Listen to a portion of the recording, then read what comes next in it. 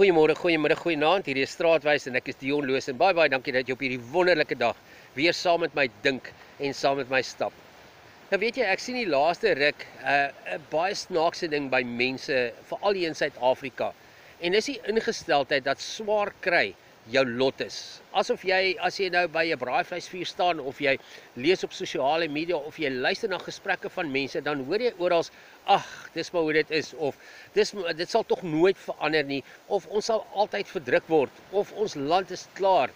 En dan net om dit bietjie te versteel, dan gooi iemand nog 'n Bybelvers ook in wat sê, maar verdrukking is deel van menswees, dit is deel van Christendom. Maar wag 'n bietjie. En dit is vir my 'n vraag wat ek by stil gestaan het en vir myself gevra het, maar is dit die volledige prentjie? Want as ek mooi kyk rondom my, as dit net kom by Christendom en daardie verdrukking, ek kan enige tyd my Bybel vat en in die son op die stoep gaan sit en dit lees. Ek kan steeds kerk toe gaan, ek kan bid, ek kan aanbid, ek kan my kinders grootmaak in geloof, ja, al is dit nou nie in die skole nie.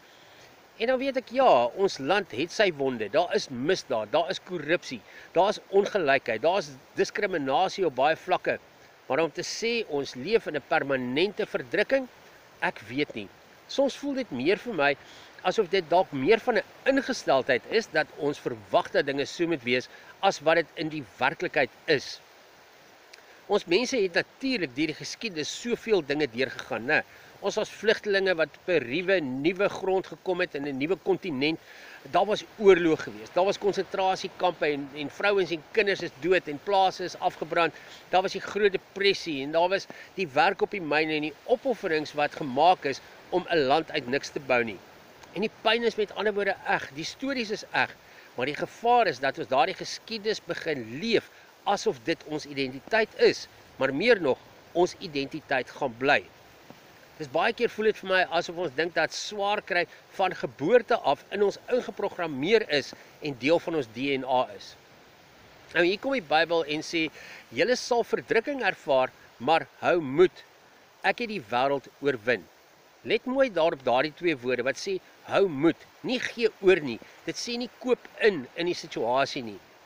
Nou baie mense besef nie hoe subtiel die sielkunde hiervan is nie. As jy lank genoeg glo, jy is bestem tot swaar kry, begin jou brein dit normaliseer. Dit word jou storie, dit word jou narratief. En soos sielkundige sê, wat jy herhaaldelik vir jouself vertel, word wie jy word. Die wysheid leer ons in 'n pragtige beeld wat sê, die hok is oop, maar die voël bly binne, omdat hy aan die tralies gewoond geraak het. Hoeveel van ons sit in oop hokke? Hokke van mislukking dalk, of verhoudingspyn, of finansiële druk, of mislukking, of ouderdom, of vergelyking, of selfkritiek. Nie omdat iemand ons toegesluit het nie, maar omdat ons glo die tralies is ons lot. En dan sê ons, ag, maar dit is maar hoe dit is maar my lot en ons aanvaar dit net. Maar diep binne in jou weet jy is meer as dit. Dit is nie waar nie. Jy onthou tye toe jy gedroom het, né? Groot gedroom het. Toe jy as 'n seentjie toiletrolle gevat het en 'n vuurpyl gebou het en gedroom het jy gaan nog eendag in die ruimte ingaan.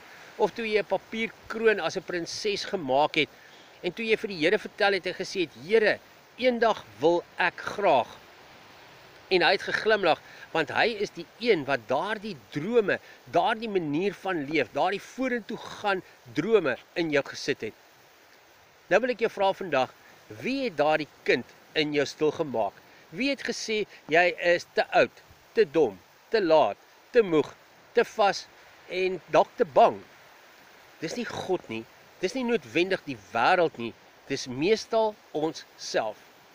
En die gevaar van hierdie verdrukking ingesteldheid in ons, is dat dit jou laat glo, jy verdien swaar kry. En as jy glo jy verdien dit, hoekom sal jy nou uit die hok uit wil stap? Maar kyk mooi en kyk weer. Daardie hekkie is oop, al die tyd. Jesus nooi jou uit, want hy het gesê, ek het gekom sodat jy die lewe kan hê en dit in oorvloed. Nie in oorleefmodus nie, nie in selfstraf nie, nie in geestelike tronk sonder 'n slot nie. Miskien is vandag die dag wat jy die geraas van die land, van die storie van jou volk en die fluistering van die mense rondom jou en jou eie kritiek oor jouself en jou eie lewe bietjie eenkant sit en jouself die vraag afvra, wie het my vertel ek is bestem om swaar te kry. En hoekom glo ek dit so maklik? Miskien is dit jou oomblik om regop te staan en jou vlerke oop te maak en jou vlerke te sprei en die stof van die trane en van jou voete af te klop en te sê, ek stap uit hierdie hok uit, want God het nie vir my so 'n lewe van verdrukking en swaar kry beplan nie. Hy het lewe oor my lewe uitgespreek. Hy wil hê ek moet gaan voluit leef.